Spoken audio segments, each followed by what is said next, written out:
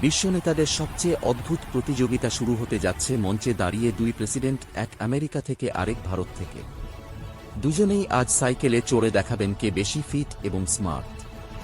আমেরিকার প্রেসিডেন্ট পুরো sports কিটে ready, helmet, goggles সব, আর ভারতীয় প্রধানমন্ত্রী কুর্তা পাজামা পরে। এরপর রেস শুরু হল। দুইজনই প্যাডেল মারছে জোরে জোরে, কিন্তু প্রেসিডেন্ট জিপিএস দেখে বামে চলে গেল। চলতে চলতে মাঝ পথে প্রেসিডেন্টের সাইকেলের চেইন আটকে গেল।